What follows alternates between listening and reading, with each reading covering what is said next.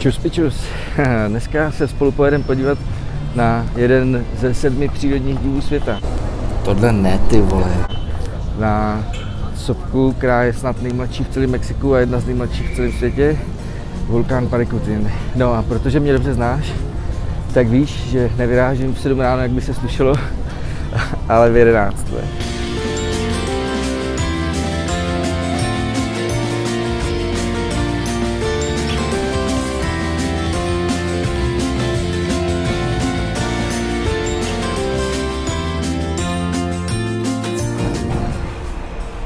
Teď to byl fakt dobrý bizár. Koupil jsem si jízdenku do Uruapánu, přišel jsem na nástupiště, odchytla mě taková hezká holčina. Já jsem jí ukázal jízdenku, ona spráskla ruce, začala něco brebentit, z toho já jsem pochopil, že autobus právě odjel. Začala volat na nějakého jiného týpka, ten začal lomit rukama, pak někam volali. To se mi zdálo, že jakoby volali řidiči autobusu, jestli ještě není daleko. Posléze asi za 30 vteřin totální paniky pokrčili ramenama a řekli, no co, další jede za 15 minut. Jo, i tohle je Mexiko.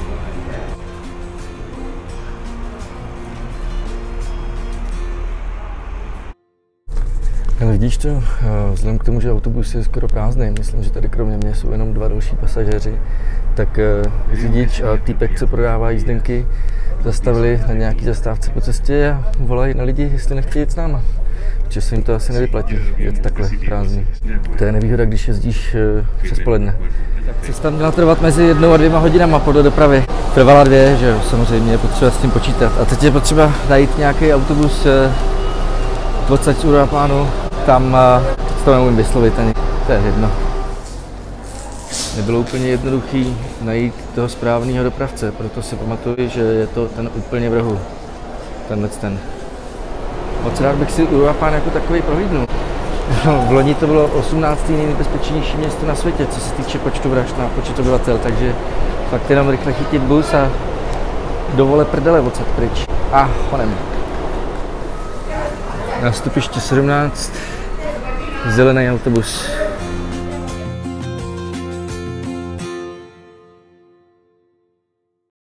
Vidíš, jak uhejbá napravo? To je proto, že Mexičan dobře ví, že i když jsou jenom 2 pruhy, dá se předjíždět 4.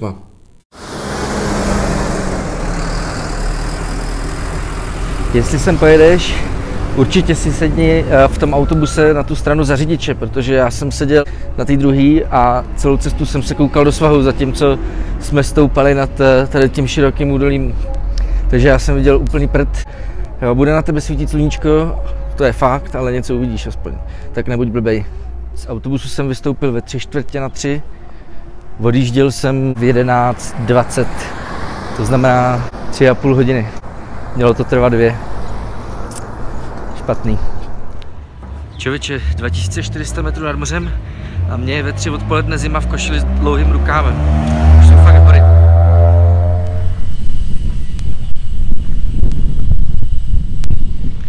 Kámo, tak tohle je teprve díra. To je hodně hustý. No, tady je už úplně jedno, že nemluvím španělsky, protože oni tady taky nemluví španělsky. Mluví nějakým indiánským jazykem, jehož jméno nejsem schopný ani vyslovit, ani si ho zapamatovat. Kámo, tohle je suverénně jeden z největších zapadáků, jaký jsem v životě viděl. Vidíš, jak to má hezky vyzdobený a načančaný? To bude určitě hlavní třída místní. Na to já mám čuch. Silně mi to tady připomíná Spišskou Novou Ves, nebo do jaké jiné místo tam na výhodze. Angawan, nevím, tak nějak. Vidíš ten prach? To je originál sopečnej. Podle Lonely Planet tady mělo být zhruba stejně koní jako aut a taky samý dřevěný domky, proto mi to připomíná východní Slovensko.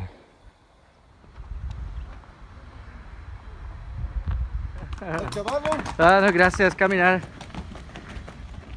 Koně a ženský v krojích, hotový Slovensko. Ako vůbec dopadly volby, bratia? Jsem slyšel, že prej nějaký inseminátor rules. Půl hodiny od autobusu je tady tohleto turistický centrum, kde by měla být asi vyhlídka na tu sopku. Nevím, ale já jdu na ruiny takže musím jít tudy místo toho. Jak pro tebe točím ty videa a ještě ve 4K, tak furt bojuju s místem. Takže vždycky v určitou chvíli si iPhone udělá místo. Úplně náhodně odinstaluje nějakou aplikaci. Třeba nedávno mi odinstaloval Filmic Pro, což je aplikace asi za 5 kg, se kterou se dá točit podstatně líp než s tou nativní aplikací. No a teďka jsem zjistil, že další, co si odinstaloval, byly offline mapy, takže se tady, rozumíš, procházím bez map.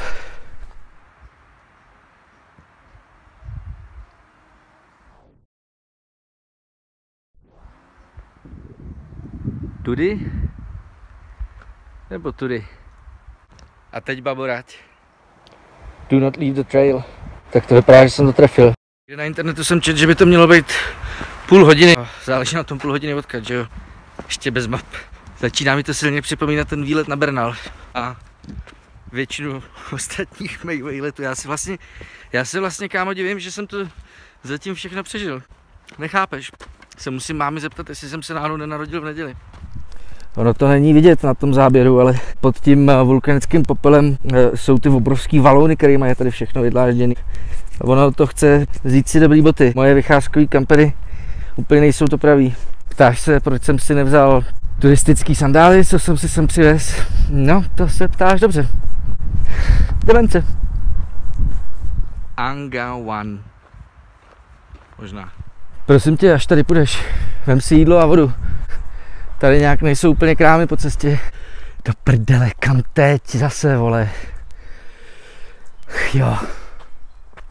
To na tom koni byli první 3 lidi, který jsem od opuštění Anguanguangu potkal.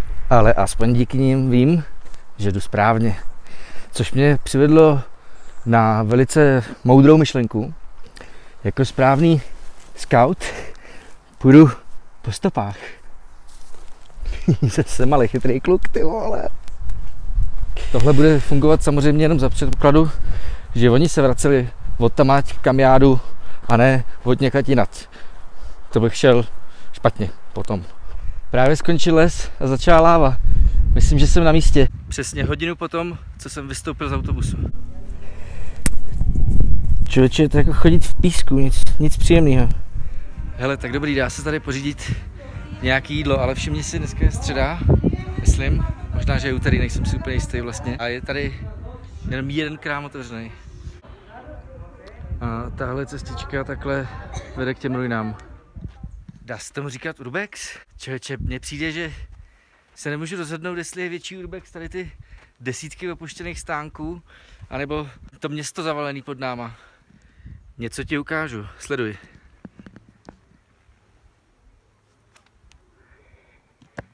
Vidíš? Tady je důkaz, že láva není uhlí. Člověče, celou dobu jsem tady byl úplně sám a přesně v momentě, kdy jsem dorazil do cíle, tak se tady zjevily nějaká další rodinka.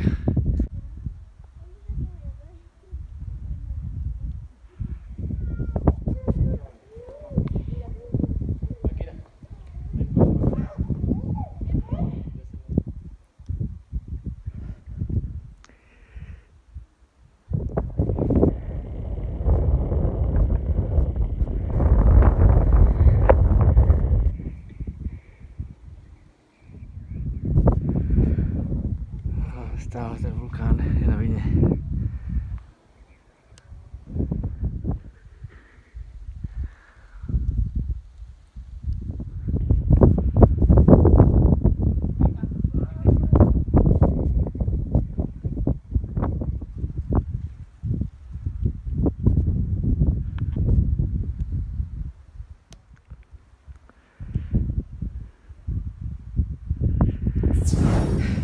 Čeče, nejdřív jsem zakufroval v lávovém poli, pak jsem potkal fajn děcka z Německa s jejich trakem, to rozhodně čekněte jejich Instagram nebo YouTube.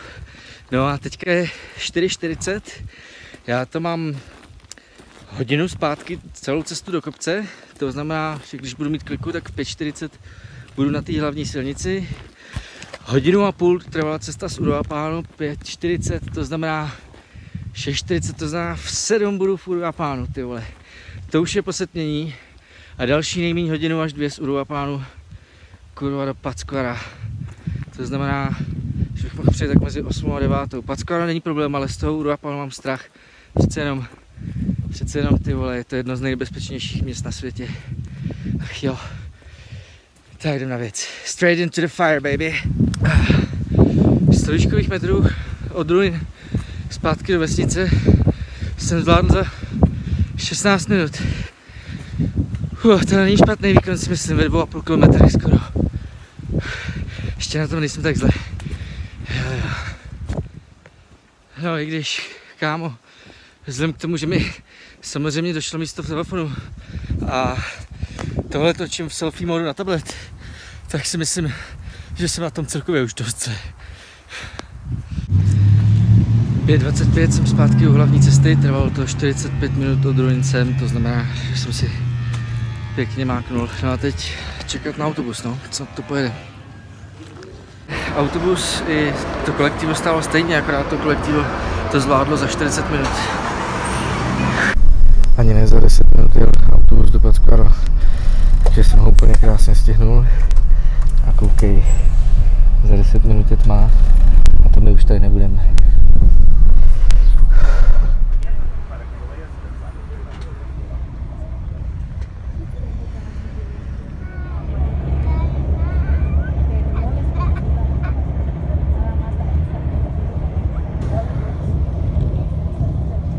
Na poslední chvíli jsem se stihl dostat z Uruapanu. Stejně už většinou času pojedu pod mě, což bych ti za žádných okolností nedoporučoval z mnoha různých důvodů. Ale to bylo na samostatný video.